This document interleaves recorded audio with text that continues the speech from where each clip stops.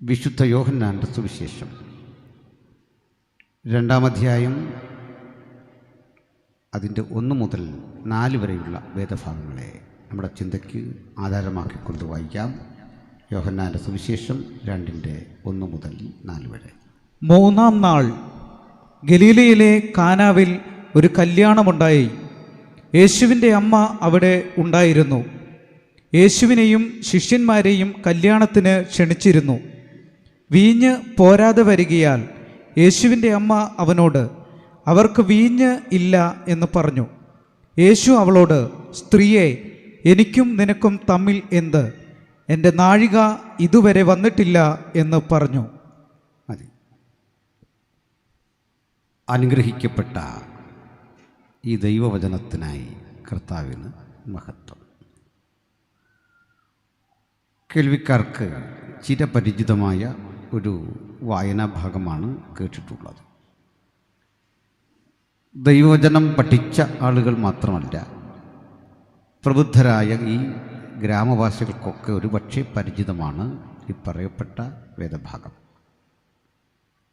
കർത്താവായ യേശു ക്രിസ്തു കാനാവിലെ ഒരു വിവാഹ വീട്ടിലെത്തി. അവിടെ ചെയ്യുന്ന വലിയ ഒരു അത്ഭുത പ്രവൃത്തിയാണ് ഈ വചനത്തിൻ്റെ ആധാരം. ഒരു അത്ഭുത പ്രവൃത്തിയെക്കുറിച്ചുള്ളൊരു വിശദീകരണമല്ല പക്ഷെ ഞാൻ ഉദ്ദേശിക്കുന്നത്. കാരണം നിരവധി അത്ഭുതങ്ങൾ യേശു ക്രിസ്തു ചെയ്തിട്ടുണ്ട്. അവയൊക്കെ പ്രസക്തമാണ് താനും. ആ അത്ഭുതങ്ങളിൽ നിന്ന് ഈ ഒരു കാര്യത്തെ വിഭിന്നമാക്കുന്ന ഘടകം യേശു ചെയ്ത ആദ്യത്തെ അത്ഭുത പ്രവൃത്തിയാണ് ഇവിടെ രേഖപ്പെടുത്തിയിട്ടുള്ളത്. ആ പ്രസക്തി സംബന്ധിച്ചുള്ള ചില വിഷയങ്ങളിലേക്ക് ഇനി നമുക്ക് വേഗത്തിൽ യാത്ര ചെയ്യണം. ആദ്യം ഈ കാന എന്ന സ്ഥലത്തേക്കാണ് നമ്മുടെ ശ്രദ്ധ പോകേണ്ടത്. എന്തുകൊണ്ട് കാന ഈ സ്ഥലത്ത് തൻ്റെ പ്രവൃത്തി ആരംഭിക്കുന്നു? യേശുക്രിസ്തുവിൻ്റെ ഇഹലോകത്തിലെ പ്രവൃത്തികളൊന്നും യാദൃച്ഛികമല്ല. യേശുവിൻ്റെ ജനനം, യേശുവിൻ്റെ ജനനശേഷം മിസ്രയീമിലേക്ക് പോകുന്നത്, തിരികെ നസ്രത്തിൽ വന്ന് വളരുന്നത്, ഈജിപ്തിൽ പീഡ അനുഭവിച്ച് തിരിച്ചെത്തുന്നത്, ക്രൂശിക്കപ്പെടുന്നത്, മരിച്ചടക്കപ്പെടുന്നത്, 3-ാം നാൾ ഉയർത്തെഴുന്നേൽക്കുന്നത്, ശിഷ്യന്മാർക്ക് പ്രത്യക്ഷനാകുന്നത്, ഇവയെല്ലാം തന്നെ യേശുക്രിസ്തു ജനിക്കുന്നതിനും 700-ൽ പരം ആണ്ടുകൾക്കപ്പുറത്ത് ദൈവവൃത്യന്മാർ കൃത്യമെഴുതി രേഖപ്പെടുത്തി വച്ചിരുന്നു എന്നതാണ് സത്യം. യേശുക്രിസ്തുവിനെപ്പറ്റി സംശയമുന്നയിക്കുന്ന ചില സുഹൃത്തുക്കളുണ്ട്. ക്രൂശിൽ വെച്ച് എന്തിനാണ് പറഞ്ഞത്, എൻ്റെ ദൈവമേ, എൻ്റെ ദൈവമേ, നീ എന്നെ കൈവിട്ടത് എന്ന്? അലറിക്കരഞ്ഞുകൊണ്ട് പ്രാണവേദനയോടെ പിടയുന്ന ഈ വ്യക്തിയെ നിങ്ങൾ ദൈവമായി കാണുന്നത് എന്തിന്? ദൈവത്തിനങ്ങനെ കരയാൻ സാധിക്കുമോ? ആ കരച്ചിൽ ഒരു മനുഷ്യൻ്റെതല്ലേ? തീർച്ചയായും.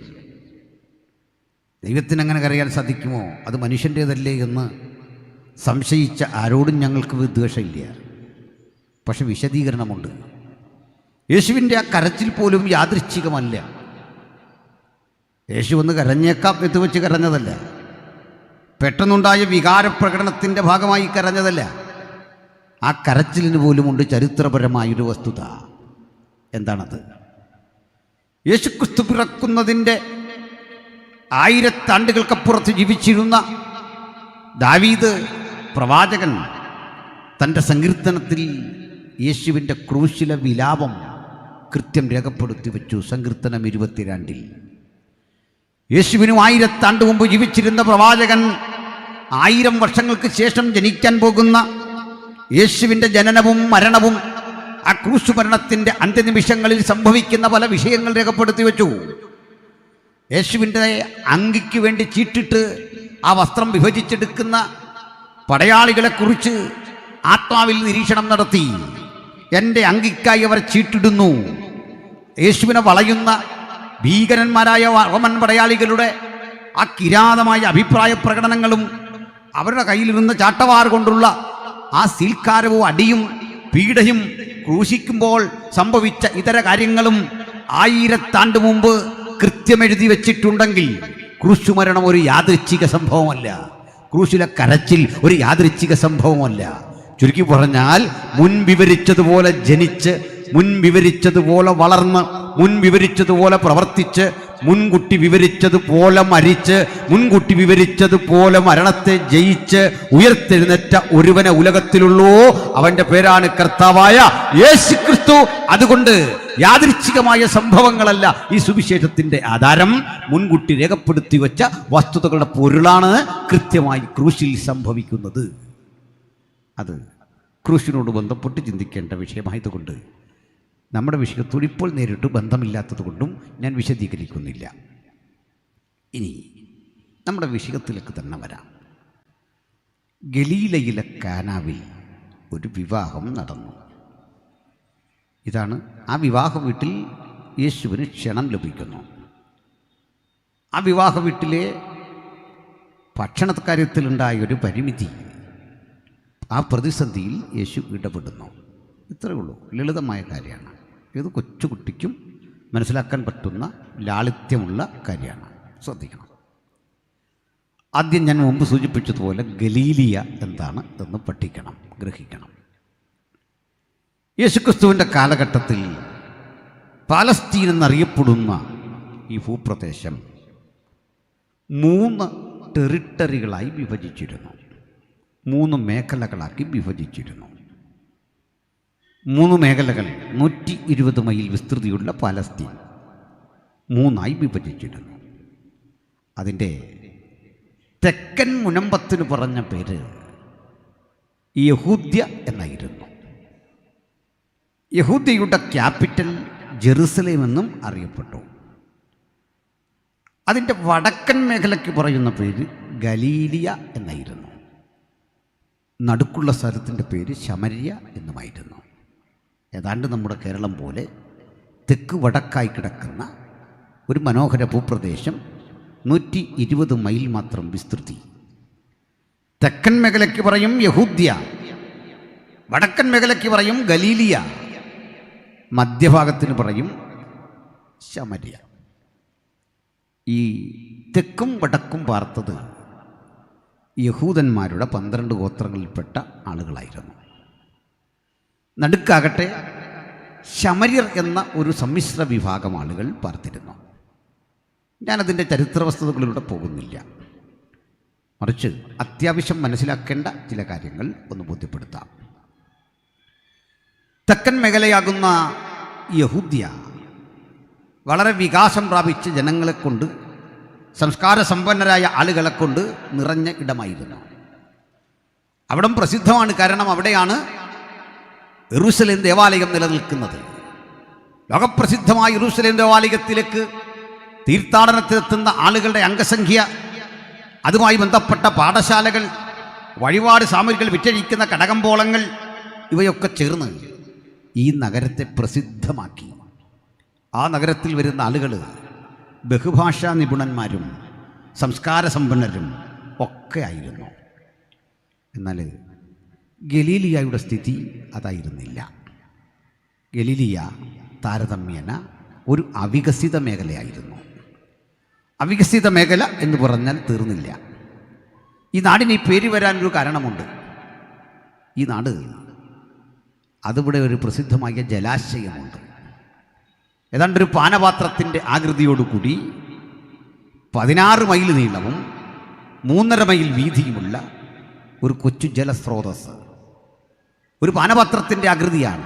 ഒരു ദീർഘവൃത്താകൃതിയുള്ള ഒരു കപ്പിൻ്റെ ഷേപ്പിൽ കിടക്കുന്ന ഒരു ജലാശയം. ഇതിലേക്കുള്ള വെള്ളം ലഭിക്കുന്നത് ഹെർമോന്ന മലയുടെ മുകളിൽ നിന്നാണ്. ആ വെള്ളമൊഴുകി വന്ന് മലയടിവാരത്തിൽ നിറഞ്ഞ് വെള്ളം സമൃദ്ധി കൊണ്ട് തികഞ്ഞ് വീണ്ടും താഴേക്കൊഴുകിപ്പോകും. നിങ്ങൾക്കൊരു വിസ്മയം കേൾക്കണ്ടേ? മിഡിൽ ഈസ്റ്റിൽ ലഭിക്കുന്ന ഏറ്റവും ശുദ്ധജലം അന്നും ഇന്നും ഈ ഗലീലിയയിലെ വെള്ളമാണ്. ഇത്രയും ശുദ്ധജലം വേറെയില്ല. ഇനിയാണ് അടുത്തൊരു പ്രശ്നം. ലോകത്തിലെ സകല വെള്ളവും ഒഴുകി ഏതെങ്കിലും രൂപത്തിൽ ചെന്ന് സമുദ്രത്തിലാണ് ചേരുന്നത്. പക്ഷെ ഗലീലിയയിൽ നിന്നൊരു നീരൊഴുക്ക് തുടങ്ങും. ആ നീരൊഴുക്ക് താഴേക്കൊഴുകി മൈലുകൾ സഞ്ചരിച്ച് ചെന്നെത്തുന്നൊരു സ്ഥലമുണ്ട്. അത് കടലോ കായലോ ഒന്നുമല്ല. സമുദ്രനിരപ്പിൽ നിന്ന് ഏകദേശം 1000 അടിയെങ്കിലും താഴ്വാരത്ത് ഭൂമിയിലെ തന്നെ ഏറ്റവും നിർജീവമായ ഒരു സ്ഥലമുണ്ട്. അതിൻ്റെ പേര് ചാവുകടൽ എന്നാണ്. അങ്ങനെ ചാവുകടലിലേക്കാണ് ഈ വെള്ളം ചെന്നു ചേരുന്നത്. ഇനിയുമുണ്ടൊരു പ്രത്യേകത. ഈ ഗലീലിയക്കടലിലെ വെള്ളം വാസ്തവത്തിൽ അത് കടലല്ല, ഒരു ജലാശയം മാത്രമാണ്. ബൈബിളിൽ ഗന്നസരത്തെന്നും കിന്നരോത്തെന്നും ഒക്കെ അതിന് പേരുണ്ട്. ബേസൈദ കടലെന്ന് പേരുണ്ട്. ഈ ജലസമൃദ്ധിയും ഇടയ്ക്കുണ്ടാകുന്ന ജലതരംഗങ്ങളും കൊണ്ട് ആളുകൾ ഇതിനെ കടലെന്ന് വിളിച്ചു പോകുന്നതാണ്. കടലല്ല, ഉപ്പുരസമല്ല, ശുദ്ധജലമാണ്. ഈ ജലമൊഴുകി മൈലുകൾ സഞ്ചരിച്ച് താഴെ ചെന്ന് ചാവുകടലിൽ തീരും.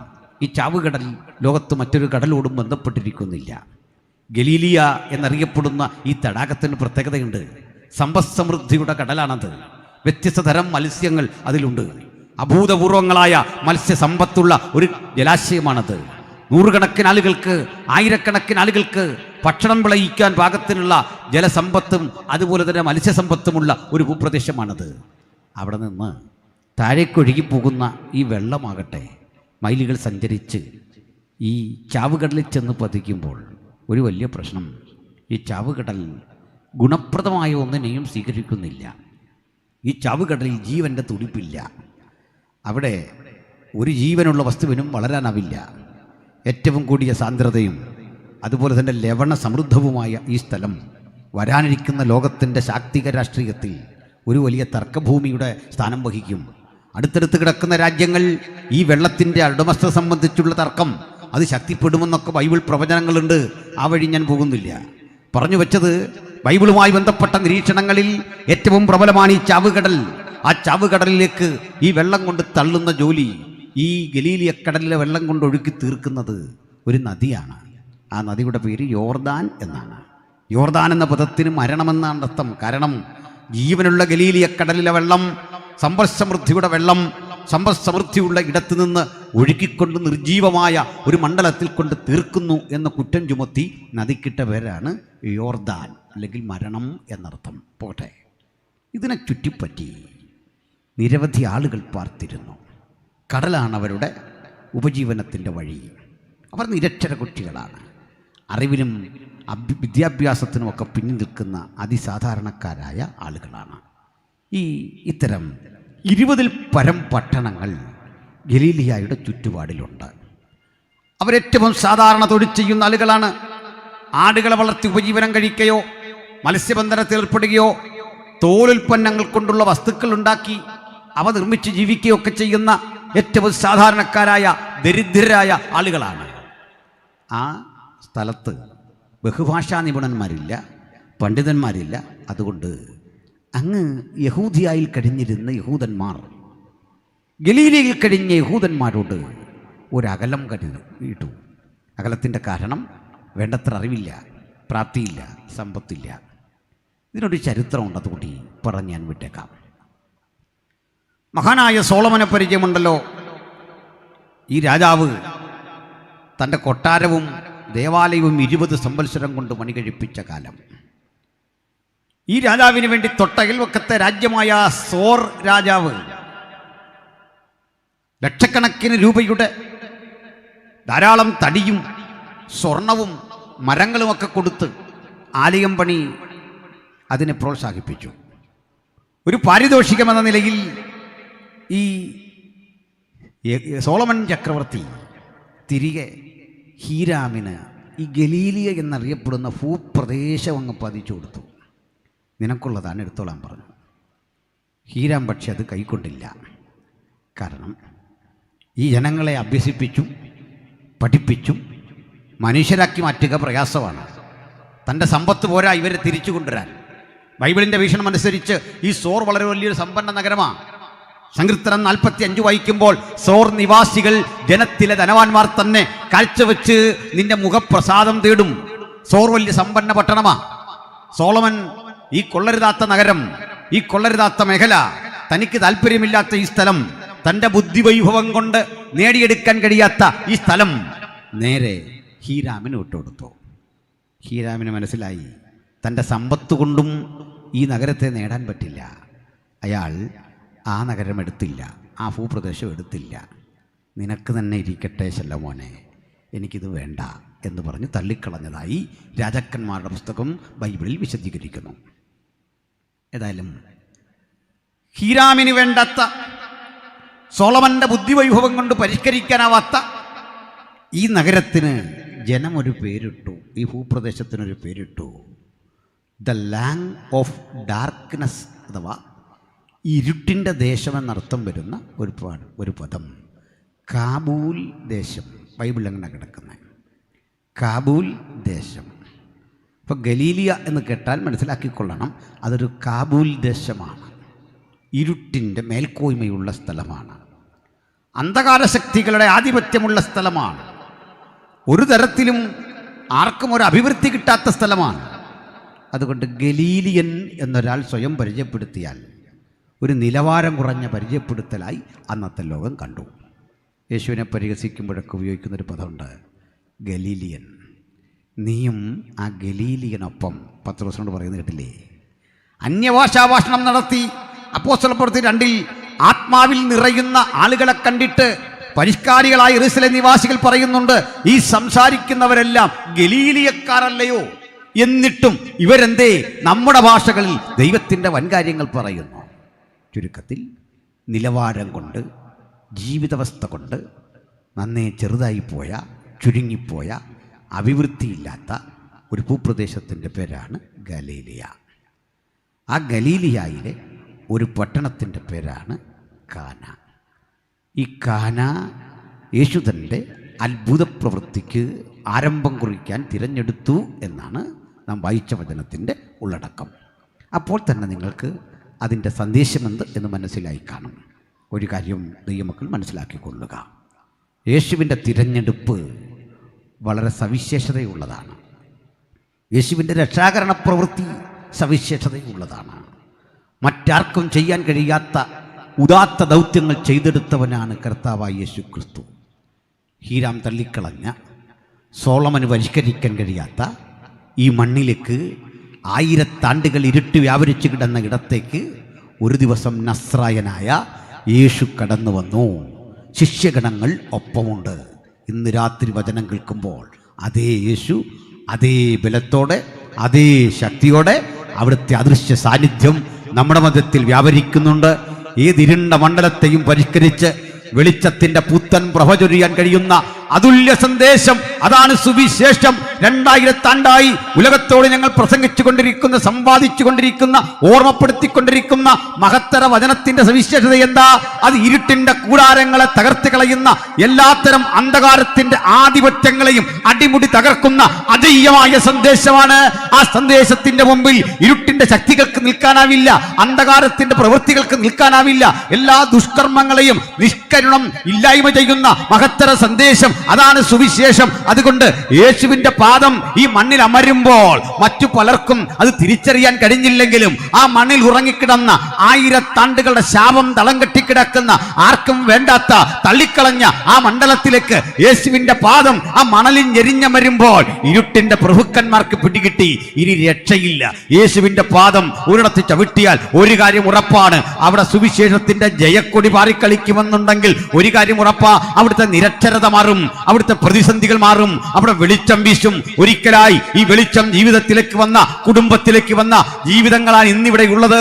അതുകൊണ്ടാണ് അവർക്ക് ഈ രാത്രി ഇവിടെ വന്നിരുന്ന് ദൈവത്തിന്റെ വചനം കേൾക്കാൻ സാധിക്കുന്നതെങ്കിൽ ഇരുട്ടിനെ മാറ്റിക്കളയുന്ന ഈ സുവിശേഷത്തിന്റെ മഹത്തരമായ സന്ദേശം കേൾവിക്കാർക്ക് വേണ്ടി ഞങ്ങൾ ഇങ്ങനെ പറയട്ടെ, മറ്റൊരുത്തല്ലും രക്ഷയില്ല. നാം രക്ഷിക്കപ്പെടുവാൻ ആകാശത്തിന് കീഴിൽ മനുഷ്യരുടെ ഇടയിൽ നൽകപ്പെട്ട ഒരേ ഒരു നാമം കർത്താവായ യേശു ക്രിസ്തുവിന്റെ നാമം. ഈ മഹാനാമത്തെ, രക്ഷയ്ക്ക് കാരണഭൂതനായ കർത്താവായ യേശുവിന്റെ തിരുനാമത്തെ ഉയർത്തിക്കൊണ്ട് ഞങ്ങൾ ആവർത്തിക്കുന്നു, യേശുവിൽ കൂടി മനുഷ്യരാശിക്കൊരു രക്ഷ. ഹല്ലേലൂയ. അപ്പോൾ ഈ സ്ഥലത്ത് യേശു വന്നു. അവിടെ 3-ാം നാൾ ഗലീലയിലെ കാനാവിൽ ഒരു കല്യാണം. ഇതൊക്കെ വിശദീകരിക്കാനുള്ളതാണ്. സമയ അപര്യാപ്തത നമ്മുടെ മുമ്പിലുണ്ട്. അത് നിങ്ങളല്ലെന്നെ കാരണക്കാരൻ ഞാനാണ്. വിദൂരങ്ങളിൽ നിന്നുള്ള യാത്രയാണ്. സഭായം കഴിഞ്ഞ് ഫുഡ് കഴിച്ചപ്പോഴേ പോകുന്നതാണ്. നല്ല ട്രാഫിക് ജാമാണ്. ഇവിടെ എത്തിച്ചേരുമെന്ന് പോലും ആശങ്കപ്പെട്ടു. അതുകൊണ്ട് ഞാൻ വിശദീകരിച്ച് നിങ്ങളെ മുഷിപ്പിക്കുന്നത് ശരിയല്ല. സമയപരിധിക്കുള്ളിൽ യോഗം പര്യവസാനിക്കേണ്ടതുണ്ട്. അക്കാര്യത്തിൽ നമുക്കെല്ലാം നിർബന്ധമുണ്ടല്ലോ. ഏതായാലും ഈ സ്ഥലത്തേക്ക് യേശു വരുമ്പോൾ ആ വീട്ടിൽ വീഞ്ഞ് തീർന്നുപോയി. ഈ വീഞ്ഞിനെപ്പറ്റി വലിയ ചർച്ചയുണ്ട്. യേശു ഇങ്ങനെ ഒന്ന് മദ്യം ഉണ്ടാക്കിയിട്ട് പോയോ, അങ്ങനെ വാദിക്കുന്ന ചില ആളുകളുണ്ട്. ആദ്യം മനസ്സിലാക്കുക, നിങ്ങളുടെ വീട്ടിലേക്ക് ഞാൻ വരുമ്പോൾ നിങ്ങളെനിക്ക് ചായ തരുന്നത് പോലെയാണ് ഉഷ്ണമേഖലാ പ്രദേശങ്ങളിൽ മനുഷ്യർക്ക് തണുത്ത പാനീയങ്ങൾ നൽകുന്നത്. ഇന്നും അതങ്ങനെ വൈൻ അവിടെ കൊടുക്കാറുണ്ട്. ഈ വൈൻ അവരുടെ ജീവിതത്തിൻ്റെ ഏറ്റവും സുപ്രധാനമായ വിരുന്നിൻ്റെ ഭാഗമാണ്. ഇന്നും വൈൻ സർവ്വസാധാരണമാണ്. നമുക്കിവിടെ കിട്ടുന്ന വൈനേക്കാളൊക്കെ വളരെ ക്വാളിറ്റിയുള്ള വൈൻ. മാത്രമല്ല, ഇവിടുന്ന് യാത്ര ചെയ്യുന്ന ആളുകൾക്കൊക്കെ ഇവരുടെ ഏതെങ്കിലും ഒരു കട സന്ദർശിച്ചാൽ നമുക്കൊരു സാമ്പിൾ ഒരു കുപ്പി തരും കഴിക്കാൻ. ഫ്രീ ആണെന്ന് പറയുമ്പോൾ മലയാളികൾ ധാരാളമായിട്ട് കുടിക്കുമല്ലോ.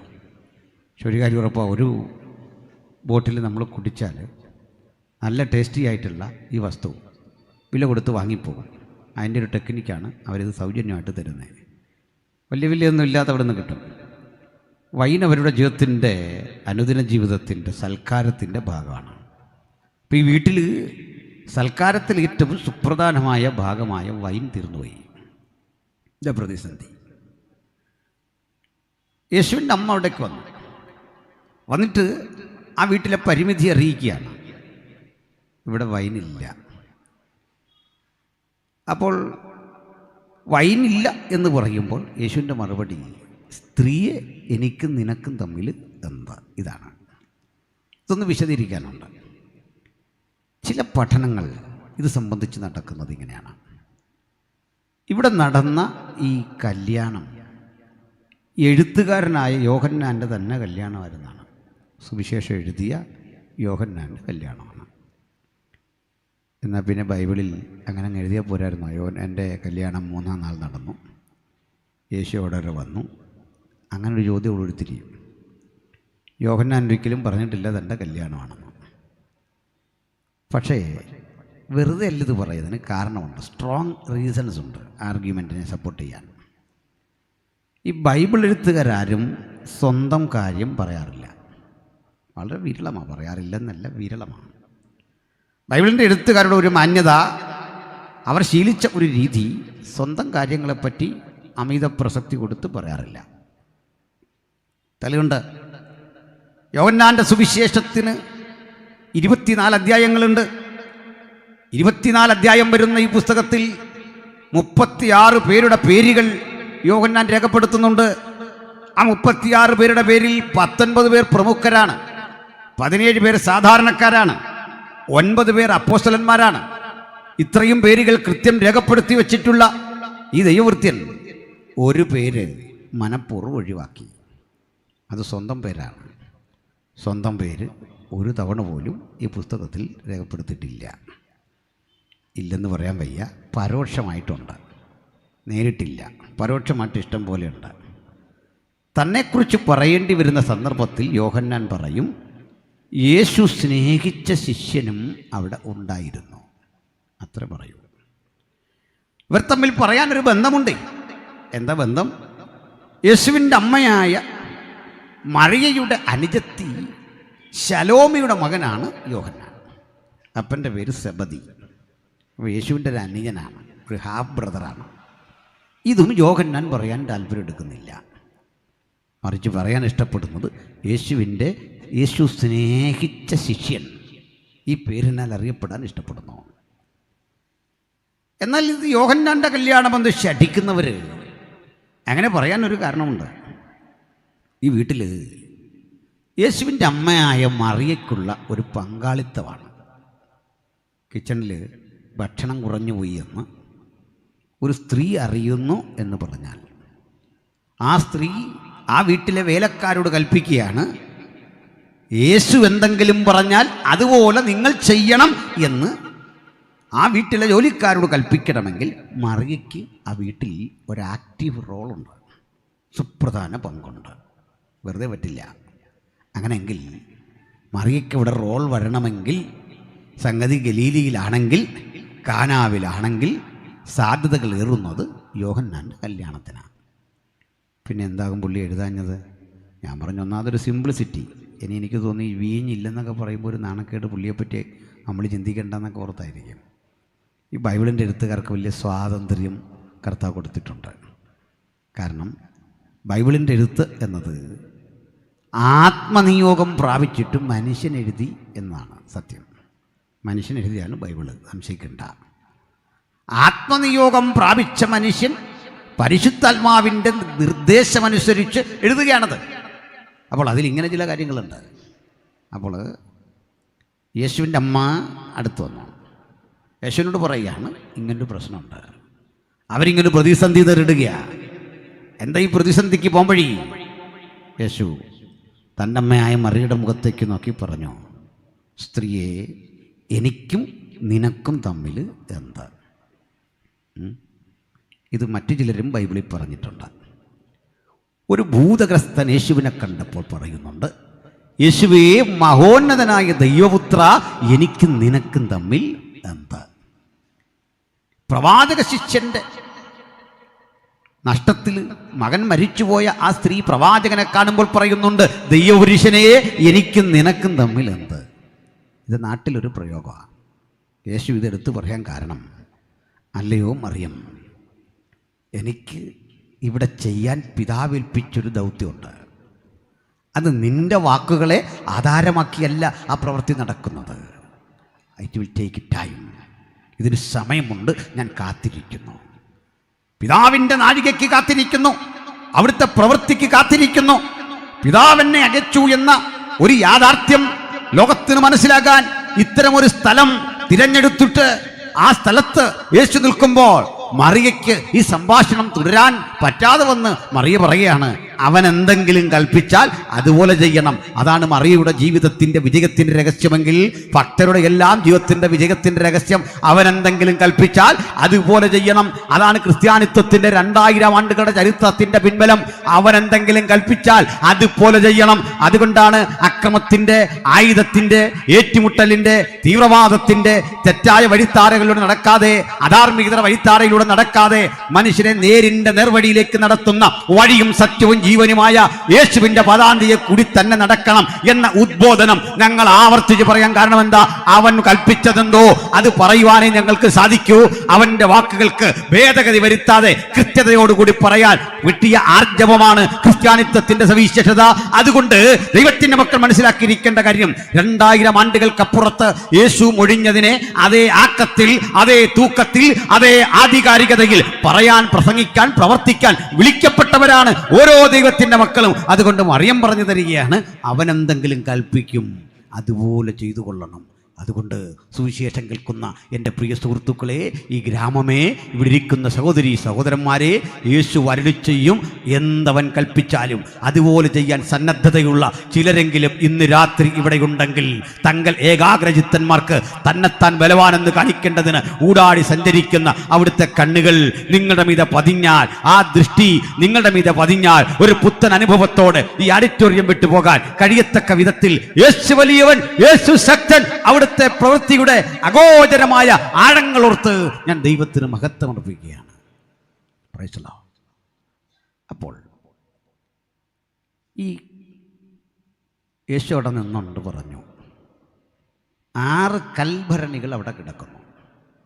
അത് കൈകാലുകൾ കഴുകി ശുദ്ധിയാക്കാൻ ജൂതന്മാരുടെ നിയമം അനുസരിച്ച് വീടുകളിൽ വെക്കുന്ന ഒരു സംവിധാനമാണ്. വിശേഷിച്ച് വിവാഹ വീടുകളിൽ നിർബന്ധമാണ്. അപ്പോഴാണ് അവിടുത്തെ അടുത്തൊരു പ്രശ്നം വരുന്നത്, ഇതിൽ വെള്ളമില്ല. യേശു പറയുകയാണ്, ഈ കൽഭരണികളിൽ വെള്ളം നിറയ്ക്കണം.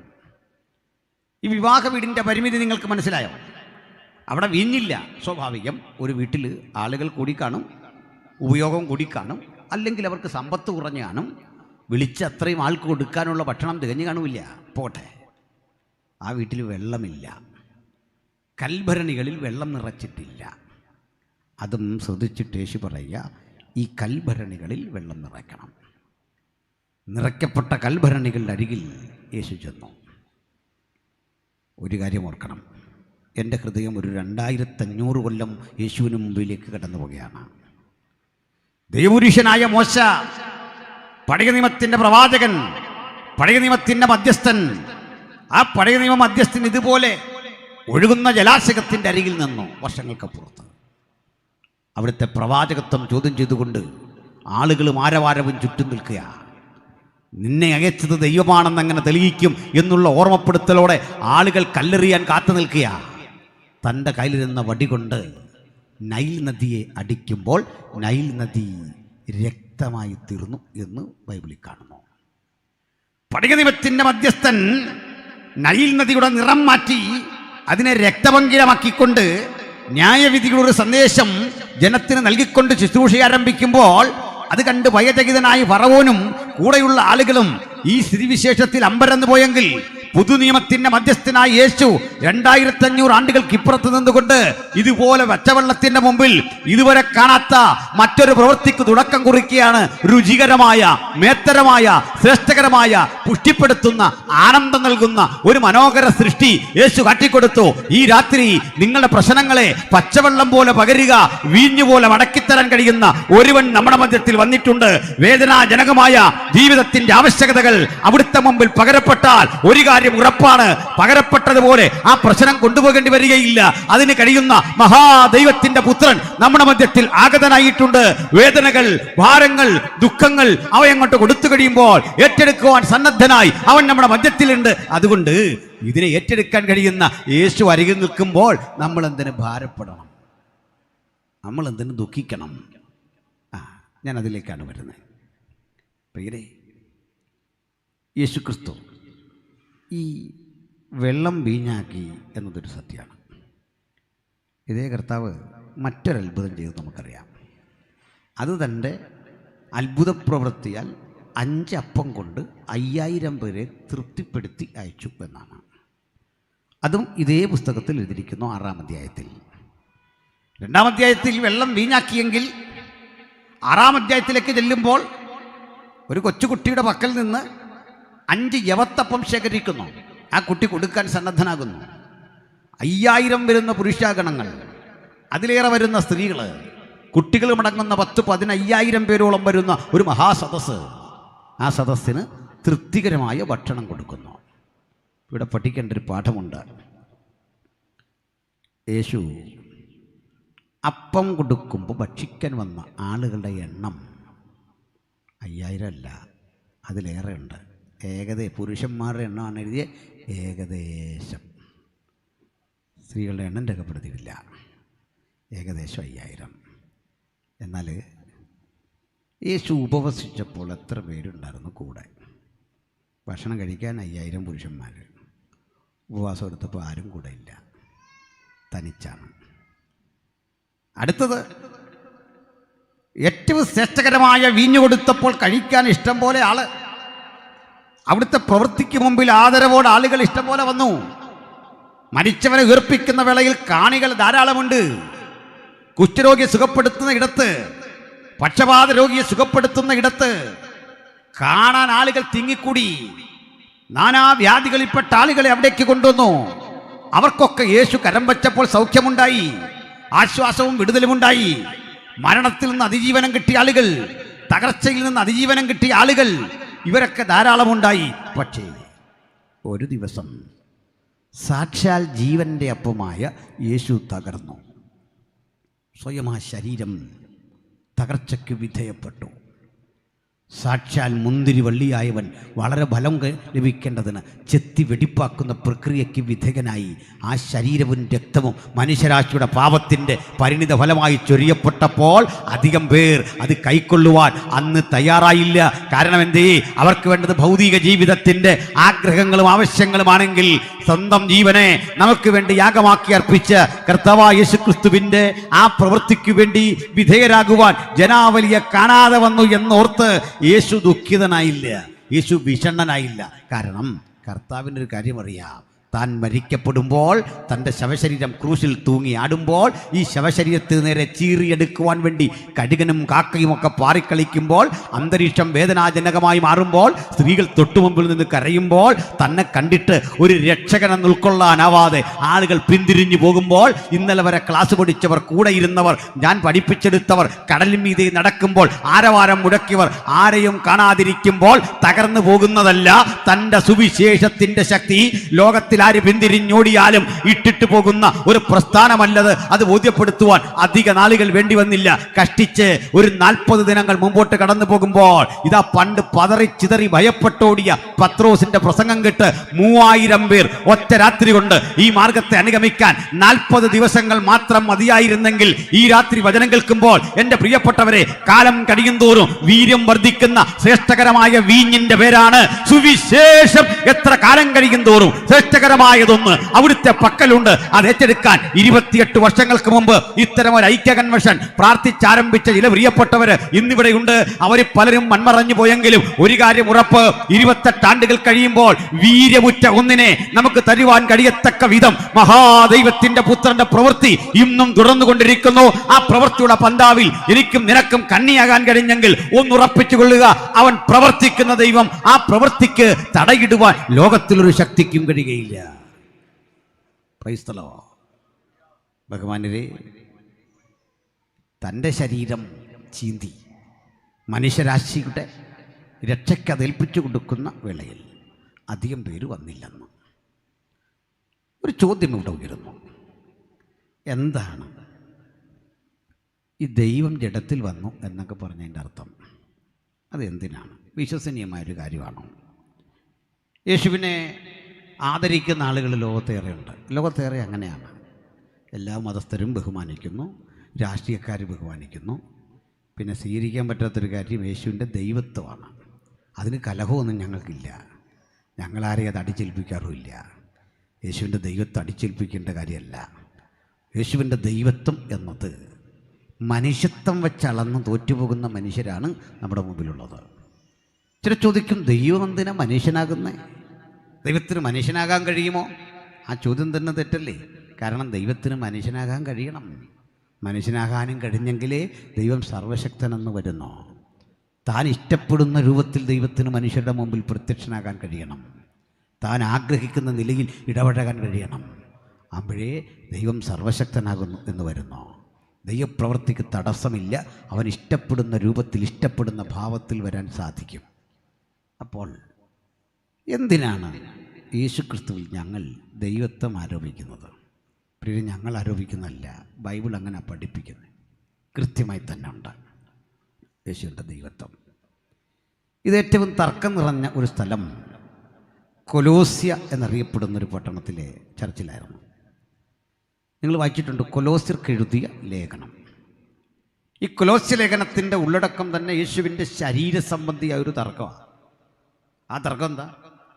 ചില പറയാൻ തുടങ്ങി, യേശുവിൻ്റെ ശരീരം നമ്മുടെ ശരീരം പോലല്ലായിരുന്നു. ഞാനല്ല, ചില പറഞ്ഞ കാര്യമാണ്. അതെന്താ കാര്യം? പറഞ്ഞു, ശക്തനും നീതിമാനും വിശുദ്ധനും വിശ്വസ്തനുമായ ഒരു ദൈവത്തിന് മനുഷ്യൻ്റെ പാപം നിറഞ്ഞ മ്ലേച്ഛമായ കൊള്ളരുതാത്ത വികാരവിചാരങ്ങളുടെ ഇരിപ്പിടമായ ഒരു ശരീരം എടുത്തു വരാൻ കഴിയില്ല. അപ്പോൾ നമ്മൾ കണ്ട ശരീരമോ അതൊരു തോന്നലായിരുന്നു. ക്രൂശിക്കപ്പെട്ടു എന്ന് പറയുന്നതോ ഒരു തോന്നലായിരുന്നു. ഇതിന് പറയുന്ന പേര് ഫാൻറ്റം തിയറി എന്നാണ്. ഒരു ഫാൻറ്റം കണക്കെ ഒരാൾ ക്രൂശിക്കുന്നു, അവൻ നമുക്ക് തോന്നുന്നു മരിക്കുന്നതായിട്ട്. ആക്ച്വലി അങ്ങനെയൊന്നും നടന്നിട്ടില്ല.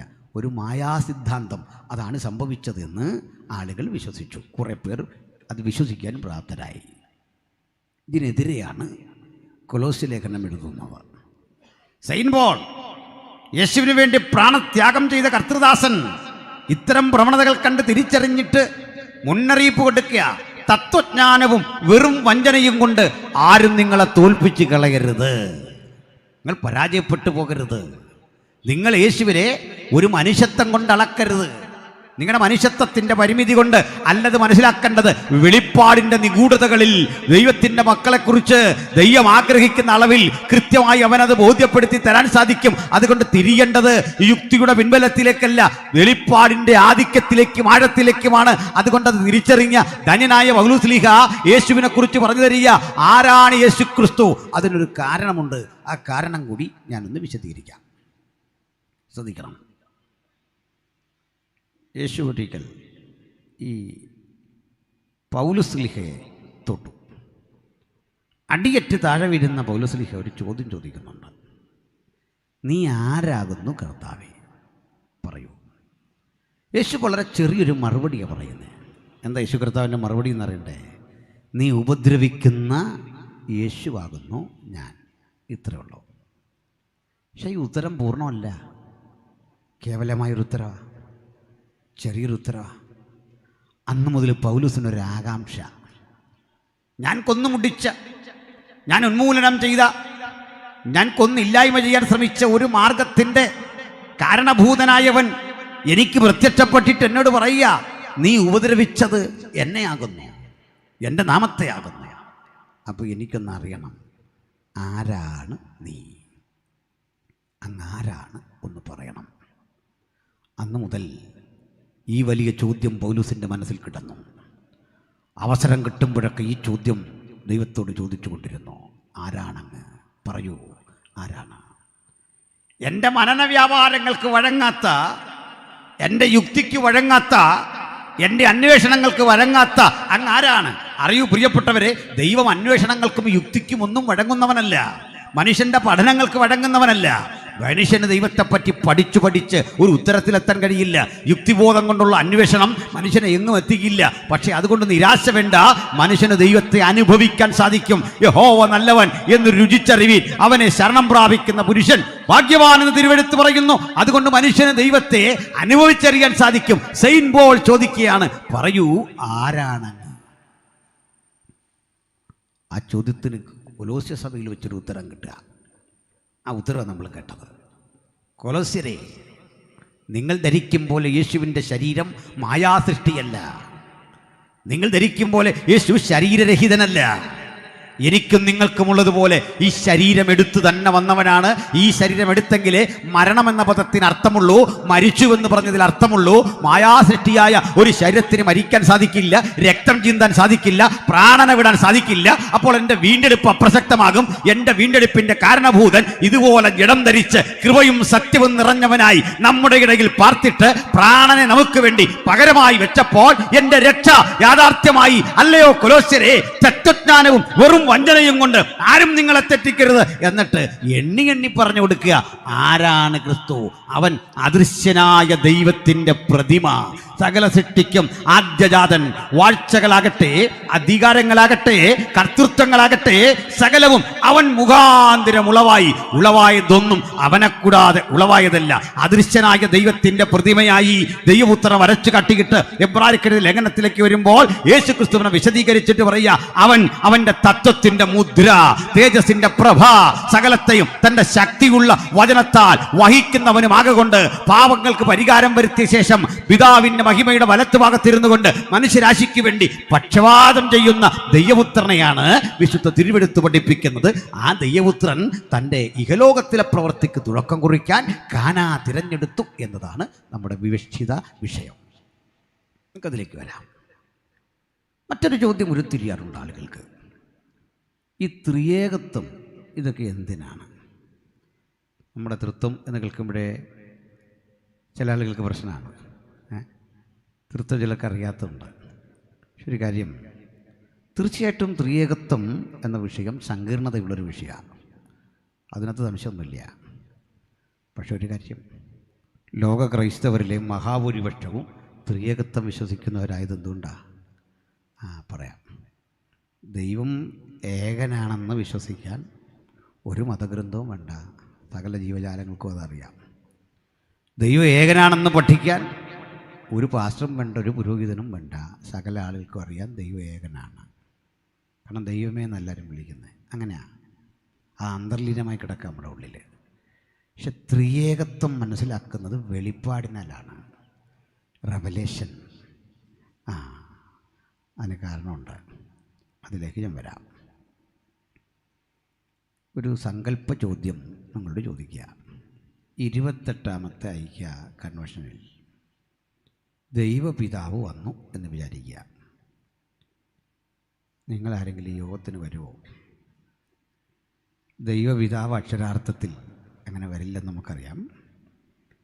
ഞാൻ വരില്ല, എൻ്റെ കാര്യം പറയാമല്ലോ. അല്ല, എൻ്റെ വീട്ടിൽ ദൈവപിതാവ് വസിക്കാൻ പോവാം സ്ഥിരമായിട്ട് അക്ഷരാർത്ഥത്തിൽ. അങ്ങനെയാണ് ഞാൻ ആ വീട്ടിലേക്ക് പോവില്ല. വേറൊന്നുമല്ല, എൻ്റെ പ്രൈവസി മുഴുവൻ പോയി. ചിരിക്കാൻ വയ്യ, ചിന്തിക്കാൻ വയ്യ, ആകെ ഭയം. ഇരിക്കുന്ന ആളാരാ?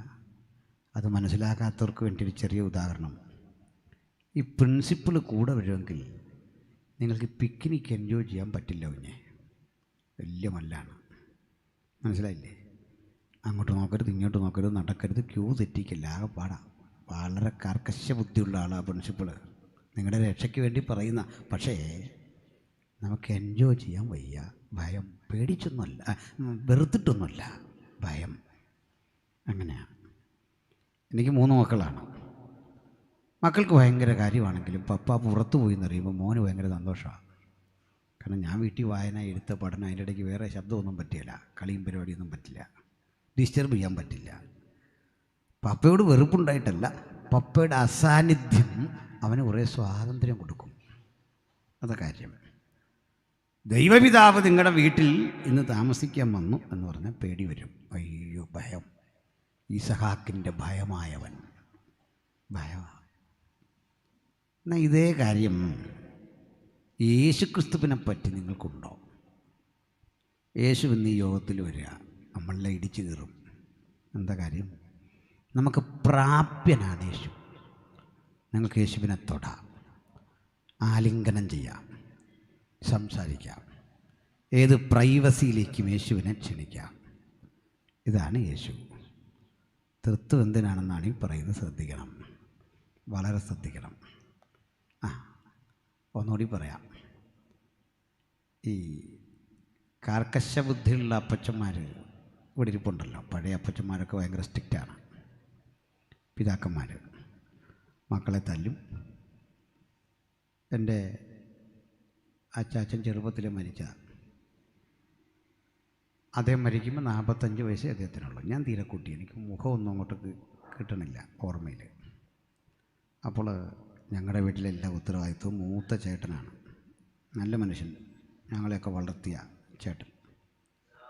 പക്ഷേ ഈ ചേട്ടനൊരു പ്രത്യേകതയുണ്ട്. അദ്ദേഹം നമ്മൾ വഴിയിൽ നിൽക്കുന്ന കണ്ടാൽ ഒരു കാരണമില്ലാതെ ഒരു തല്ല് തരും. നമ്മൾ ദോഷമൊന്നും ചെയ്യാൻ നിൽക്കില്ല, ഒരടി നമുക്കിട്ട് ഉറപ്പാണ്. കയറിപ്പോടാന്നും പറയും, നമ്മളിഞ്ഞു പോരും. നമുക്ക് തന്നെ പിന്നെ അറിയാം ഇതൊരു കോട്ടയാ, നമുക്കുള്ളതാണ്, അതുകൊണ്ട് അവിടെ നിൽക്കേണ്ട, പോയേക്കാം. നമ്മൾ തെറ്റിപ്പോകുമെന്നുള്ള ചിന്ത കൊണ്ട് അദ്ദേഹത്തിൻ്റെ ഗൗരവം പ്രവർത്തിക്കുമ്പോൾ എൻ്റെ മനസ്സിൻ്റെ ഉള്ളിൽ ചേട്ടനെക്കുറിച്ചുള്ള അന്നത്തെ സങ്കല്പം എന്തോ ഭയം, വല്ലാത്ത ഭയം. എനിക്ക് ഒരു മോളുണ്ടായപ്പോൾ സ്ഥിതി മാറി. ഈ മോളെ ഞാൻ ഇതുപോലെ ശിക്ഷിക്കാൻ ചേട്ടൻ അനുവദിക്കില്ല. ആ കുഞ്ഞിനെ എടുക്കും. നീ തല്ലരുത്, ഭയങ്കര പ്രശ്നമാണ്. മുത്തച്ഛൻ ഇതുപോലെയാ, മകനെ തല്ലും, കൊച്ചുമകനും തല്ലില്ല. കൊച്ചുമകനെ ആരും തല്ലാൻ സമ്മതിക്കില്ല. മുത്തശ്ശി ഇതുപോലെ കൊച്ചുമോനെ തല്ലാൻ പറ്റില്ല, വീണാൽ അദ്ദേഹം പോയി എടുക്കും. ഭയങ്കര കെയർ. അട്ട നമ്മളെയൊക്കെ തല്ലിയ ഒരു അപ്പനില്ല. വഴിയിലിട്ടടിച്ച, സ്കൂളിൽ വന്ന് വഴക്ക് പറഞ്ഞ, ഒരുതരം മൊശടത്തരം കാട്ടിയ ഒരപ്പൻ ഉണ്ട്. കാലമേറെക്കഴിഞ്ഞ് നമ്മൾ തിരിഞ്ഞിരുന്ന് ചിന്തിക്കുമ്പോൾ നിങ്ങൾക്ക് എന്തു തോന്നുന്നു അപ്പനെപ്പറ്റി? നിങ്ങൾ പറയും, തല്ലിയാലും വഴക്ക് പറഞ്ഞാലും എന്തൊക്കെ ചെയ്താലും എനിക്കിഷ്ടം ആ അപ്പനെയാണ്. ശരിയല്ലേ? എനിക്കിഷ്ടം ആ പപ്പായാണ്. ഇതിനൊരു കാരണമുണ്ടേ. മനഃപൂർവ്വം തല്ലിയതല്ല അപ്പ, നേരാവണ്ണം വഴി നടത്താൻ തല്ലിയതാ. സ്വർഗത്തിലെ അപ്പൻ ആദമ്യകുലത്തെ ഒരിക്കൽ പാപം നിമിത്തം ഏതിന് പുറത്തു പോകാൻ കൽപ്പിച്ച നാൾ മുതൽ ആ ഹൃദയത്തിൽ രൂപപ്പെട്ട ഒരു വേദനയുണ്ട്. ആ ഹൃദയത്തിലെ ശൂന്യത പൂരിപ്പിക്കാൻ തൻ്റെ പുത്രനെ ജഡം ധരിപ്പിച്ച് ലോകത്തിലേക്ക് വിട്ടത് എന്തിനാണെന്ന് നിങ്ങൾക്കറിയാമോ പ്രിയപ്പെട്ടവരെ? ഞാനും ദൈവവും തമ്മിലുള്ള ബന്ധം സുഗമമാക്കാൻ അനേകം പുത്രന്മാരെ തേജസ്സിലേക്ക് നയിക്കുമ്പോൾ തങ്ങളുടെ രക്ഷാനായകനായവനെ കഷ്ടാനുഭവങ്ങളാൽ തികഞ്ഞവനാക്കുന്നത് യുക്തമെന്ന് പിതാവ് കണ്ടു. ഇതാ നമ്മെക്കൊണ്ട് പിതാവിൻ്റെ കയ്യിൽ കൊടുത്തിട്ട് ഇതാ ഞാനും ദൈവം എനിക്ക് തന്ന മക്കളും എന്ന് പ്രഖ്യാപിക്കാനിടയായി. Price the Lord. പ്രിയപ്പെട്ടവരെ, നമുക്കൊരു കാര്യം അറിയാം. ലോകത്തിൽ എല്ലാ മതങ്ങളും വിശ്വാസ സംഹിതകളും ദൈവത്തെ സ്ഥാനപ്പേർ ചൊല്ലി അഭിസംബോധന ചെയ്യാറുണ്ട്, സ്ഥാനപ്പേർ ചൊല്ലി വിളിക്കാറുണ്ട്. ഈശ്വരനെന്നും അതത് ഭാഷകളിൽ വിളിക്കാറുണ്ട്. പക്ഷേ യേശുവിൻ്റെ അനുഗാമികൾ ദൈവത്തെ വിളിക്കുന്നത് സ്ഥാനപ്പേർ ചൊല്ലിയല്ല. You know how we people addressing God. The followers of Christ, we people addressing God as Father. Only we people addressing Almighty as Father. ദൈവത്തെ പിതാവ് എന്ന് വിളിക്കുന്ന ഒരൊറ്റ മാർഗം ഉലകത്തിലുണ്ടെങ്കിൽ അത് യേശുവിൻ്റെ അനുഗാമികളുടെ മാർഗമാണ്. ഹൃദയം തുറന്നവനെ പിതാവ് എന്ന് വിളിക്കാനുള്ള ആർജവം എനിക്ക് തന്നത് യേശു ക്രിസ്തുവിൻ്റെ നിർദോഷ രക്തമാണ്. ആ നിർദോഷ രക്തം, നിഷ്കളങ്ക രക്തം എനിക്കായി ചൊരിയപ്പെട്ടപ്പോൾ എൻ്റെ കാബൂൽ ദേശത്തിൻ്റെ ഇരുട്ട് മാറി, അജ്ഞത മാറി, അന്ധത മാറി, ഒരു പുത്തൻ ഉണർവ് ജീവിതത്തിൽ കൈവരിച്ച് എൻ്റെ മനുഷ്യത്വം എനിക്ക് ലഭിച്ചത് യേശു ക്രിസ്തുവിൽ കൂടിയാണ്. അതുകൊണ്ട് യേശു പഠിപ്പിച്ചു, ഞാൻ തന്നെ വഴിയും സത്യവും ജീവനുമാകുന്നു, ഞാൻ മുഖാന്തരമല്ലാതെ ആരും പിതാവിൻ്റെ അടുക്കൽ എത്തുന്നില്ല. അങ്ങനെ വരുമ്പോൾ പുത്രൻ നമുക്ക് തരുന്നത് സ്നേഹമാണ്, പിതാവിനോട് നമുക്ക് ബഹുമാനമാണ്. പുത്രൻ സ്നേഹിച്ച് സ്നേഹിച്ച് സ്നേഹിച്ച് സ്നേഹം മാത്രം പകരുന്ന ദൈവപുത്രൻ്റെ ആലിംഗനബദ്ധമായ ആ സ്നേഹം ശിക്ഷയില്ലാത്ത സ്നേഹം, സ്നേഹം മാത്രം. അങ്ങനെ എന്നാൽ നിങ്ങൾ തെറ്റിപ്പോകാനിടയുണ്ട്. ശിക്ഷയില്ല. ഒരു വീട്ടിൽ മാതാപിതാക്കൾ കുട്ടിയെ ശിക്ഷിക്കുന്നില്ലെങ്കിൽ തെറ്റിപ്പോകാനിട വരും. അപ്പോൾ എന്തു ചെയ്യും? സ്നേഹം മാത്രം പ്രതിഫലിപ്പിക്കുന്ന ദൈവപുത്രൻ നമ്മെ ശിക്ഷിച്ച് ശീലമില്ല, കരുണ മാത്രം. യേശുവിനെ സ്വീകരിച്ച നാൾ മുതൽ ആ കരുണ മാത്രം ആസ്വദിക്കുന്ന ദൈവമക്കൾ ഇവിടെയുണ്ട്. അവൻ നമ്മുടെ പാപങ്ങൾക്ക് തക്കവണ്ണം നമ്മോട് ചെയ്യുന്നില്ല. അവൻ നമ്മുടെ അകൃത്യങ്ങളൊക്കെ ക്ഷമിക്കുന്നു. ഉദയമസ്തമയത്തോട് അകന്നിരിക്കുന്ന പോലെ അവൻ നമ്മുടെ ലംഘനങ്ങളെ നമ്മോട് അകറ്റിയിരിക്കുന്നു. ആകാശം ഭൂമിക്ക് മീതെ ഉയർന്നിരിക്കുന്ന പോലെ അവൻ നമ്മുടെ ലംഘനങ്ങളെ അകറ്റുന്ന മഹാദൈവം. അപ്പോൾ വഷളായി പോകുന്ന മനുഷ്യനെ ചെറിയ ശിക്ഷ ആവശ്യമാണ്. ഈ ശിക്ഷ നൽകാൻ ദൈവം നമുക്കൊരു മെൻറ്ററെ ആക്കിയിട്ടുണ്ട്. അതാ പരിശുദ്ധാത്മാവ്. പരിശുദ്ധാത്മാവിൻ്റെ പ്രവൃത്തി എന്താ? ദൂഷണം പറഞ്ഞാൽ ശിക്ഷിക്കും, തെറ്റ് ചെയ്യുമ്പോഴൊക്കെ ശിക്ഷിക്കും.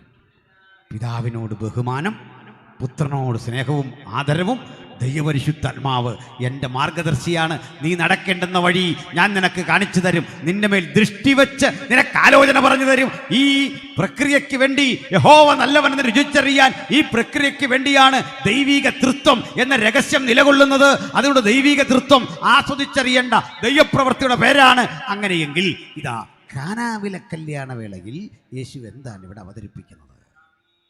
കേവലം വന്നിരിക്കുന്ന ആളുകൾ വീഞ്ഞു കുടിച്ചു പോകട്ടെ എന്നല്ല, ഭക്ഷണം കഴിച്ചു പോകട്ടെ എന്നല്ല, ഒരു പുതുയുഗത്തിന് തുടക്കം കുറിക്കാൻ യേശു അവിടെ ഒരു പുതു പ്രസ്താവന യേശുവിലൂടെ പുറത്തു വരിക, ഒരു പുതു പ്രമേയം പുറത്തു വരിക.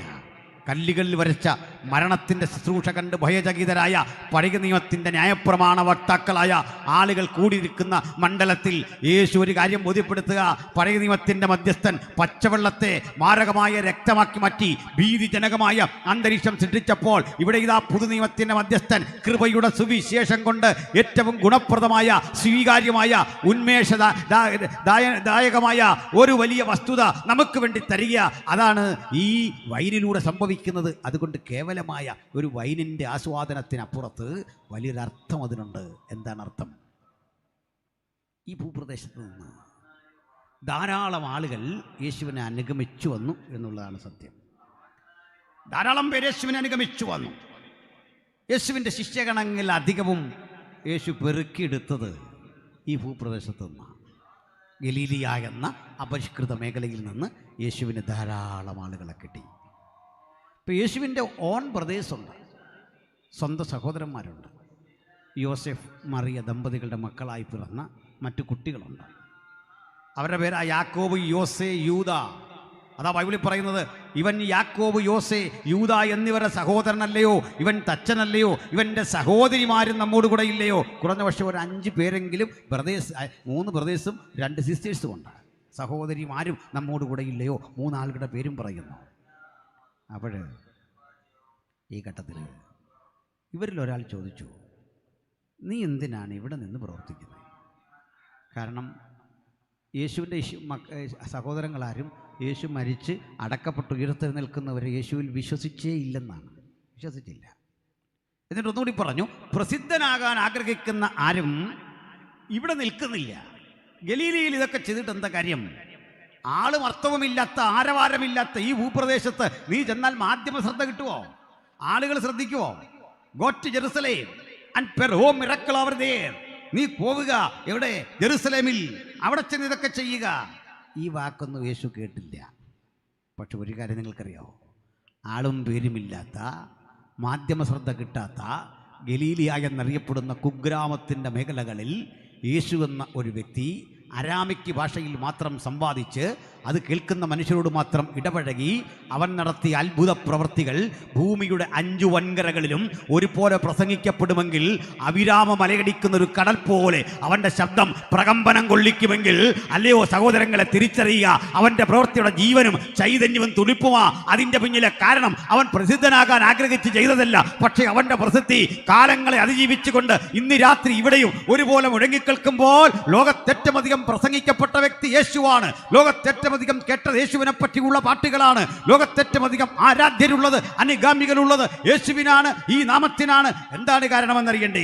ആ വാക്കിൻ്റെ ചൈതന്യവും ജീവനും, അതാണ് അതിൻ്റെ പിന്നിലെ വികാരം. അതുകൊണ്ട് മറ്റൊന്നുകൂടി മനസ്സിലാക്കുക, ലോകത്തേറ്റവും അധികം ആളുകൾ മരിച്ചു വീണ മാർഗം യേശുവിൻ്റെ മാർഗമാണ്. 1ഉം 2ഉം പേരല്ല, ജനകോടികൾ പ്രാണത്യാഗം ചെയ്ത് പ്രാപിച്ചെടുത്ത മാർഗത്തിൻ്റെ പേരാ ക്രിസ്ത്യാനിത്വം. അതുകൊണ്ട് ആ തിരുവെടുത്ത് പറയുന്നത്, ക്രിസ്ത്യാനിയായിട്ട് കഷ്ടം സഹിക്കേണ്ടി വന്നാൽ ലജ്ജിക്കരുത്, ഈ നാമം ധരിച്ചിട്ട് ദൈവത്തെ മഹത്വപ്പെടുത്തുകത്രയേ വേണ്ടത്. അങ്ങനെ ജനകോടികൾ 1-ാം നൂറ്റാണ്ട് മുതൽ ഇതുവരെ ലോകത്തിൻ്റെ പല മണ്ഡലങ്ങളിൽ നിഷ്കരണം വധിക്കപ്പെട്ടപ്പോൾ ആ പ്രാണൻ പോലും ഗൗരവത്തിലെടുക്കാതെ സ്വന്തം പ്രാണനെ ഏൽപ്പിക്കാൻ കാരണമെന്താ? ഈ പുസ്തകത്തിൻ്റെ മഹനീയത, അത് പഠിപ്പിച്ച യേശുക്രിസ്തുവിൻ്റെ ഉദാത്തമായ മാതൃക. അതുകൊണ്ട് ഒന്ന് ദൈവത്തിൻ്റെ ജനം ഇന്ന് മനസ്സിലാക്കണേ, ഈ പ്രസിദ്ധനാകാൻ ആഗ്രഹിക്കുന്നവൻ ജെറുസലേമിലേക്ക് പോ. യേശു പോയില്ല. പക്ഷെ ഒരു കാര്യം, യേശു മരിച്ചു, അടക്കപ്പെട്ടു, ഉയർത്തെഴുന്നേറ്റത് വിശ്വസിക്കാത്ത ഒരുത്തൻ്റെ മുമ്പിൽ യേശു പോയി നിന്നു. വേറെ ആരുമില്ല, സ്വന്തം ബ്രദറാ. വീട്ടിലെ ആ പുള്ളിയെ വിശ്വസിച്ചില്ല. പിണക്കമൊന്നും ഉണ്ടായിട്ടല്ല, അവർ ജ്യേഷ്ഠനായി കണ്ടതാ. മുമ്പ് നിൽക്കുന്ന യേശു പേടിപ്പിക്കാൻ വന്നല്ല, വിസ്മയിച്ചു, അവനോട് സംസാരിച്ചു. ഇല്ലാതെ ഇങ്ങനെ മരിച്ചൊരാൾ വന്ന് പേടിപ്പെടുന്ന പോലല്ല യേശുവിൻ്റെ കാര്യം. ഹൃദയംഗമായി സംസാരിച്ചു. അങ്ങനെ യാക്കോബ് എന്ന തൻ്റെ അനുജൻ യേശുവിനെ വിശ്വസിക്കുക മാത്രമല്ല, അതിവേഗം മറ്റപ്പോസ്തലന്മാരെ പോലെ വചനം പഠിക്കുകയും പ്രസംഗിക്കുകയും ചെയ്ത് ഒരു കരുത്തനായ സുവിശേഷകനായി മാറി. അദ്ദേഹം ഈ യാക്കോബിൻ്റെ ലേഖനം ബൈബിളിൽ എഴുതിയിരിക്കുന്നത്. യേശുവിൻ്റെ ബ്രദറായിരുന്നു. സ്തോത്രം. ഇദ്ദേഹമാണ് യെരുശലേം സഭയുടെ നേതാവായി പിന്നീട് വളർന്നു. പ്രസിദ്ധനാകാൻ ആഗ്രഹിക്കുന്നവൻ യെരുശലേമിലേക്ക് പോകണമേ എന്ന് പറഞ്ഞപ്പോൾ യേശു സ്വയം പോകുകയല്ല ചെയ്തത്. തൻ്റെ ബ്രദറിനോട് പറഞ്ഞു, നീ പൊക്കോട്ടെ, നീ പ്രീച്ച് ചെയ്തോ, നീ എൻ്റെ നാമത്തെ ഉയർത്തിക്കൊള്ളോ, നിനക്കവിടെ പോകാം. ഇവിടെ ഒരു കാര്യം കൂടി കേൾക്കുക, ഈ ഗലീലിയയിൽ പോയിട്ട് ഈ കാര്യങ്ങളൊക്കെ ചെയ്താൽ പ്രസിദ്ധി കിട്ടില്ലെന്നാ ധരിച്ചതെങ്കിൽ, ഈ ഗലീലിയായിലൊരു പട്ടണമുണ്ട്, നസ്രത്ത്. യേശു തൻ്റെ പേരിനൊപ്പം സ്വീകരിച്ചത് നസ്രായൻ എന്ന വിളിപ്പേരാണ്. യേശുവിനെ സ്വീകരിക്കാൻ പറ്റിയ മറ്റൊരു പേരുണ്ടായിരുന്നു, അത് ബേദലഹേമിൻ എന്ന പേരാ. അതൊരു പ്രമുഖ നഗരമായിരുന്നു, അന്നും ഇന്നും പ്രസിദ്ധമായൊരു നഗരമാണ്. അത് യഹൂദ്യ പട്ടണമാണ്, ദാവീദിൻ നഗരമാണ്. ദാവീദിൻ്റെ ചെറുമകനെന്ന് ലോകം വിശ്വസിച്ചു പോരുന്ന യേശുവിന് ആ പേര് അപരാഭിധാനമായി തൻ്റെ പേരിനൊപ്പം സ്വീകരിക്കാം. പക്ഷേ പേരും വിലയും നിലയുമില്ലാത്ത ഒരു കുഗ്രാമത്തിൻ്റെ പേര് തൻ്റെ പേരോട് ചേർത്ത് പിടിച്ചുകൊണ്ട് നസ്രായൻ എന്ന് അവൻ വിളിക്കപ്പെടുന്നതിൽ അഭിമാനിക്കാൻ കാരണമെന്താ? ബലമുള്ളതിനെ ലജ്ജിപ്പിക്കുവാൻ ബലഹീനമായതിനെ തിരഞ്ഞെടുത്തു. ആ തിരഞ്ഞെടുപ്പ് കൊണ്ട് ഇന്ന് രാത്രി ഞാനും നീയും യേശുവിനെ അനുഗമിക്കുന്നതെങ്കിൽ കഴിവല്ലതിൻ്റെ പിന്നിലെ വികാരം എന്നെയും നിന്നെയും വിളിച്ച വിളിയുടെ ശ്രേഷ്ഠതയാണെങ്കിൽ ഏതിരുണ്ട മണ്ഡലത്തിലും തകർന്നവൻ, തോറ്റു തുന്നമ്പാടിയവൻ, പരാജയ ഭീതി നേരിട്ടവന് വിജയിക്കാൻ പറ്റിയ ഒരൊറ്റ മാർഗമാണ് യേശുവിൻ്റെ നാമം. ആ നാമം വിളിച്ചപേക്ഷിക്കുന്ന ഏതൊരാൾക്കും രക്ഷിക്കപ്പെടുമെന്ന് ഈ തിരുവെഴുത്തെഴുതിയിരിക്കുന്നു. അതുകൊണ്ട് ജീവിതത്തിൻ്റെ തകർച്ചയുടെ പരിണിതികളിൽ ഇനി ഒരു വരവും തിരിച്ചില്ല എന്നോർക്കുമ്പോൾ അവരുടെ മുമ്പിലേക്ക് ഇതാ യേശു ആഗതനായി നിൽക്കുമ്പോൾ അവനെ കണ്ടിട്ട് മറിയ പറഞ്ഞു കൊടുക്കുക, അവൻ എന്തെങ്കിലും കൽപ്പിച്ചാൽ അത് ചെയ്യണം. ആ വാക്ക് കേട്ട് ചെയ്തവൻ ലജ്ജിക്കാൻ ഇടവരാതെ അവങ്കലേക്ക് നോക്കി പ്രകാശിതരായി അവരുടെ മുഖം ലജ്ജിച്ചു വകയില്ല. ലജ്ജിക്കാത്ത മുഖത്തോടെ യേശുവിനെ ഉയർത്തുവാൻ, യേശുവിനെ പ്രസംഗിക്കുവാൻ ലഭ്യമായ നല്ല നിമിഷങ്ങളും സാഹചര്യങ്ങളും അവൻ നമുക്ക് 28-ാം വർഷവും തന്നെങ്കിൽ ഒന്ന് ഉറപ്പാക്കി വേണം ദൈവമക്കൾ ഇവിടം വിട്ട് കടന്നു പോകാൻ. അത് മറ്റൊന്നുമല്ല, ഞാനും നിങ്ങളും വിശ്വസിക്കുന്ന രക്ഷയുടെ ശ്രേഷ്ഠത, സവിശേഷത.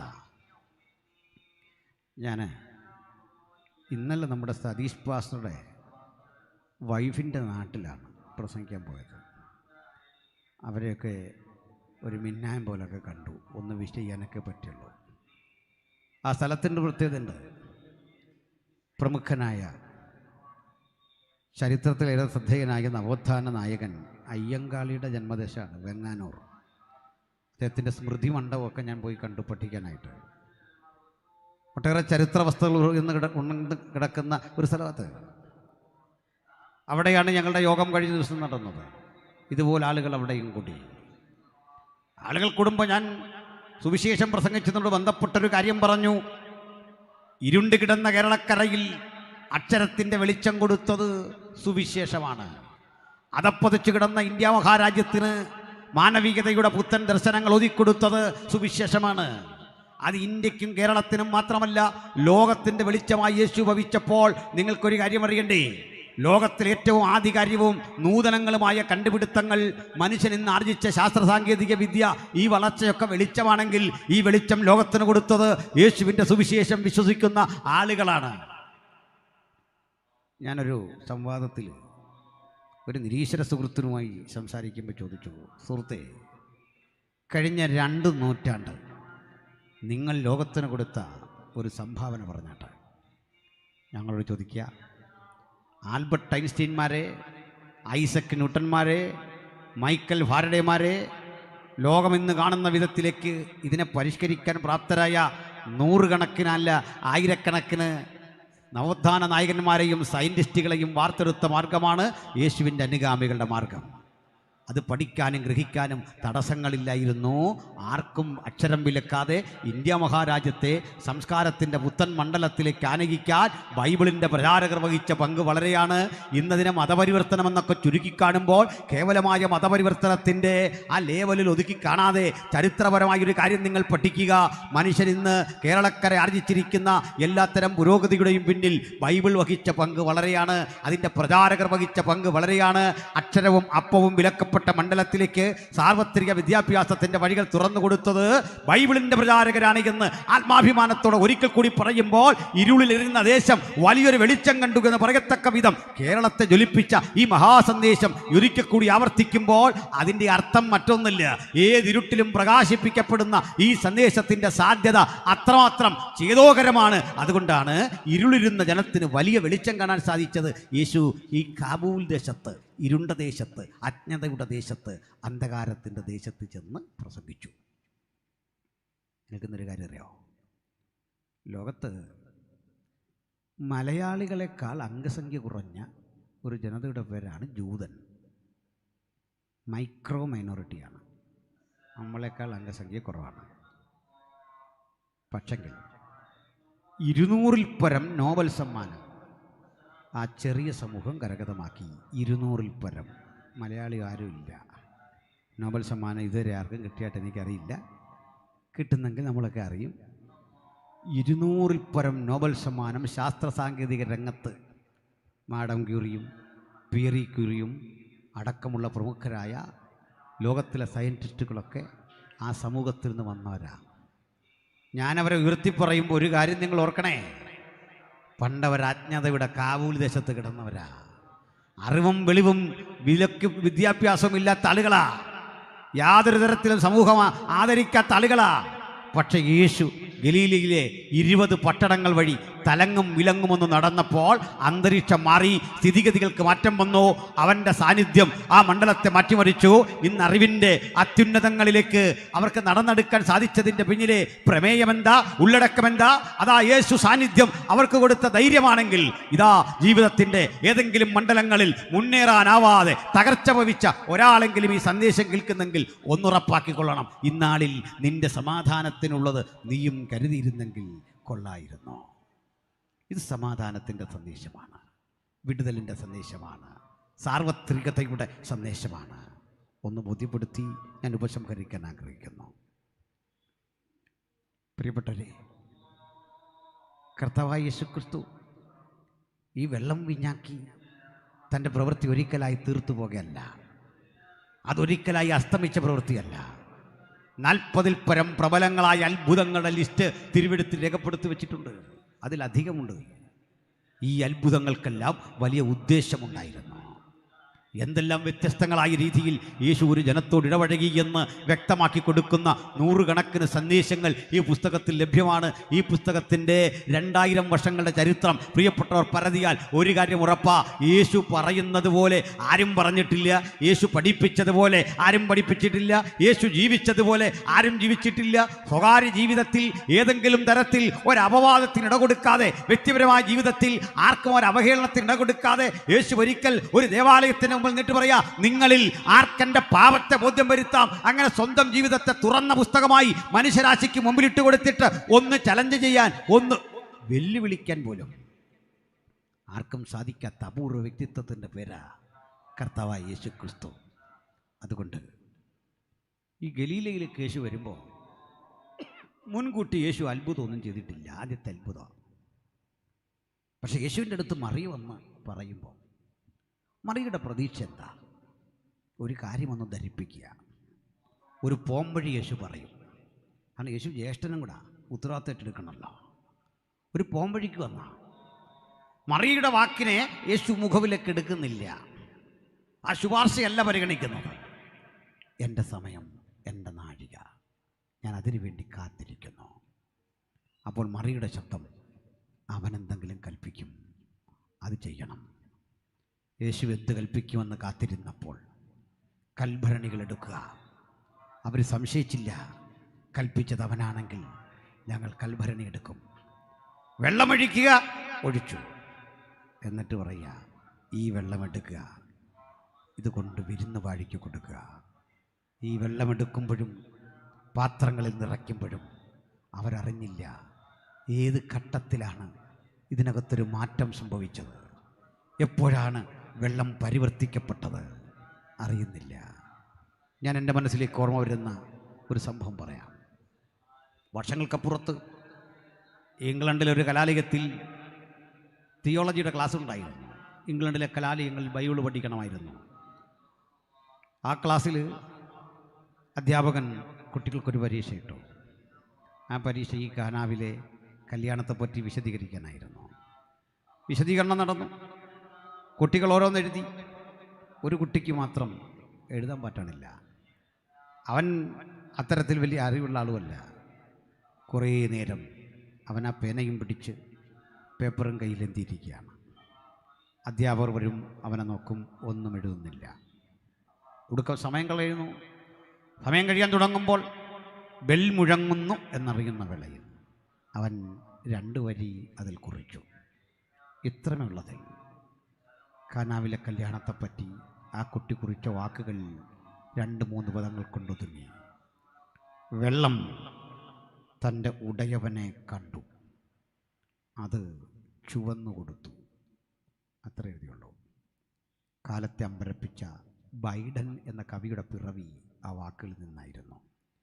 4 പേജ് നെറ്റിപ്പിടിച്ച ഉപന്യാസം രചിച്ചവരെ അമ്പരപ്പിച്ചുകൊണ്ട് തത്വചിന്താപരമായ ആഴമുള്ളൊരു പ്രമേയം. വെള്ളം തൻ്റെ ഉടയവനെ കണ്ടു, അത് ചുവന്നു കൊടുത്തു. ആഗ്രഹമറിഞ്ഞിട്ട് ചുവന്നു കൊടുത്തു. ഇതാണ് പ്രകൃതി. അവൻ്റെ ആഗ്രഹമറിഞ്ഞിട്ട് വിധേയപ്പെടുന്ന പ്രകൃതി. ആർത്തലക്കുന്ന കടൽ അവനെ കണ്ട് ശാന്തമായി. ആഞ്ഞടിക്കുന്ന കാറ്റ് അവൻ്റെ സാന്നിധ്യത്തിൽ കീഴടങ്ങി. അങ്ങനെ താൻ തന്നെ ദൈവപുത്രനെന്ന് പ്രവൃത്തികളാൽ തെളിയിച്ച യേശു ഇന്ന് രാത്രി നമുക്കായും ജീവിക്കുന്നു. ആ ജീവിക്കുന്ന ക്രിസ്തുവിൻ്റെ ചൈതന്യം തിരിച്ചറിയുന്ന നിങ്ങൾ ഇവിടം വിട്ടുപോകുമ്പോൾ ഞാൻ സൂചിപ്പിച്ച പോലെ ഒന്നുറപ്പിച്ചു പോകണം.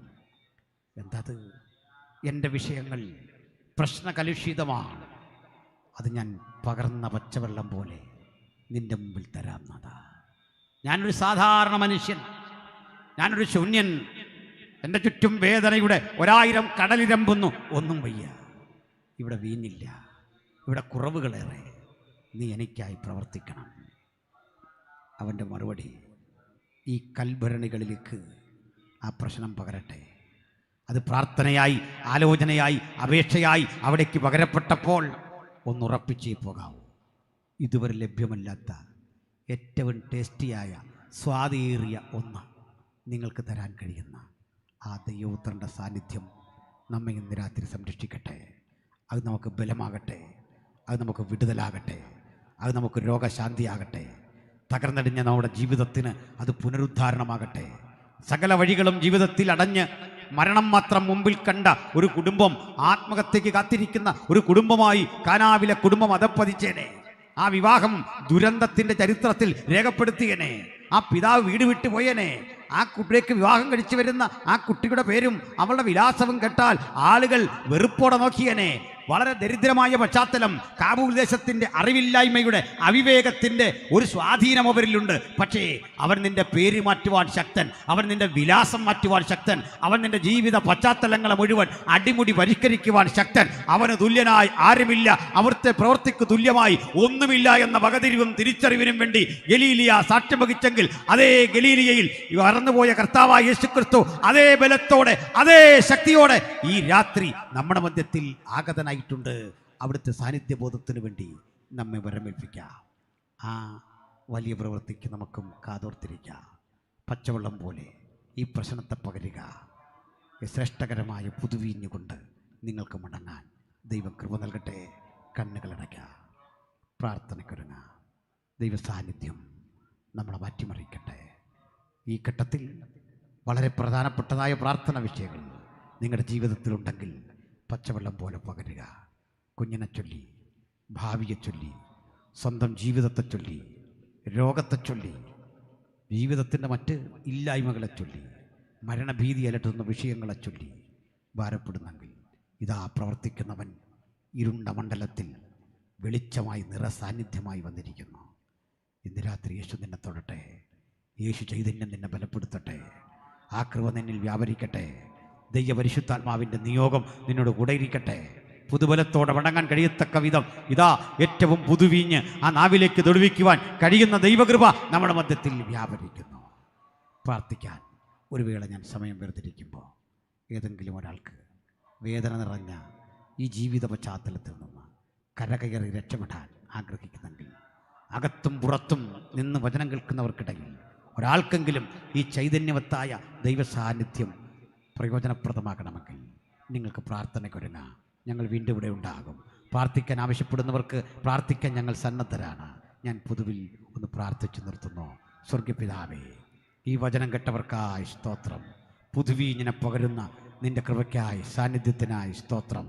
തകർന്നടഞ്ഞ ഇരുട്ടിൻ്റെ കാബൂൾ ദേശത്തെ ജ്വലനാത്മകമാക്കിയ നിൻ്റെ പ്രവൃത്തിക്ക് മുമ്പിൽ ഞങ്ങൾ സവിനയം താഴുന്ന കർത്താവേ, 28 ആണ്ടുകളിലൂടെ ഈ ദേശത്ത് ഘോഷിച്ച മഹാസുവിശേഷത്തിൻ്റെ സന്ദേശം ഞങ്ങളിവിടെ ആവർത്തിക്കപ്പെടുമ്പോൾ ഞാനോ ഉയർത്തപ്പെട്ടാൽ സകലരും എങ്കിലേക്ക് ആകർഷിക്കപ്പെടുമെന്നരുളിയവനെ ഞങ്ങൾ ഒരിക്കൽ കൂടി ഉയർത്തുന്നു. നിൻ്റെ പ്രവൃത്തി വെളിപ്പെടുത്തേണം. പ്രാർത്ഥന കേട്ടുണ്ട്. സ്തോത്രം. യേശുക്രിസ്തുവിൻ വലിയൊരു നാമത്തിൽ തന്നെ ആമേൻ. എല്ലാവർക്കും ഒരിക്കൽ